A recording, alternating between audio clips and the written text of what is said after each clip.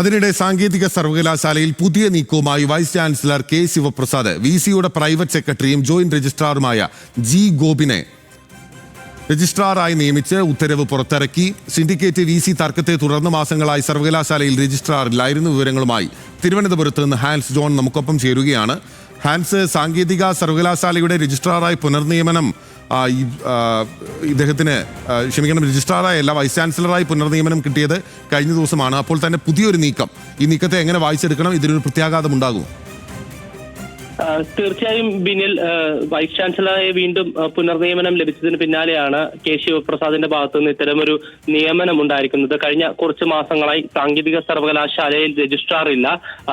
കൃത്യമായി പറയുകയാണെങ്കിൽ ജൂൺ മാസം മുതൽ സാങ്കേതിക സർവകലാശാലയിൽ രജിസ്ട്രാർ ഇല്ല. അതുകൊണ്ട് തന്നെ സർവകലാശാലയുടെ പല പ്രവർത്തനങ്ങളും മന്ദഗതിയിലാണ്. കൂടാതെ ബഡ്ജറ്റ് അടക്കം ഇതുവരെയും പാസ്സാക്കാനും കഴിഞ്ഞിട്ടില്ല.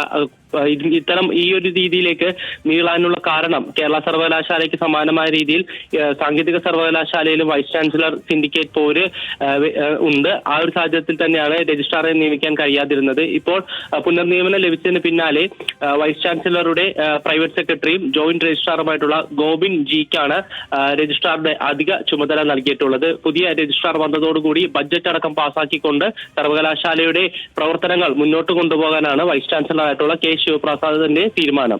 ബിനിൽ, ശരി, അതാണ് വൈസ് ചാൻസലറുടെ തീരുമാനം. പുനർനിയമനം ചാൻസലർ നൽകിയതിന് പിന്നാലെയാണ് തൻ്റെ പേഴ്സണൽ സെക്രട്ടറി ആയിരുന്ന പ്രൈവറ്റ് സെക്രട്ടറി ആയിരുന്ന ജോയിന്റ് രജിസ്ട്രാറുമായിരുന്ന ജി ഗോപനെ ഇപ്പോൾ രജിസ്ട്രാറായി നിയമിച്ച് ഉത്തരവ് പുറത്തിറക്കിയിരിക്കുന്നത്. താൽക്കാലിക വിസി കെ ശിവപ്രസാദ് സാങ്കേതിക സർവകലാശാലയിൽ. ഹാൻസ് ജോണാണ് വിവരങ്ങൾ നൽകിയത്.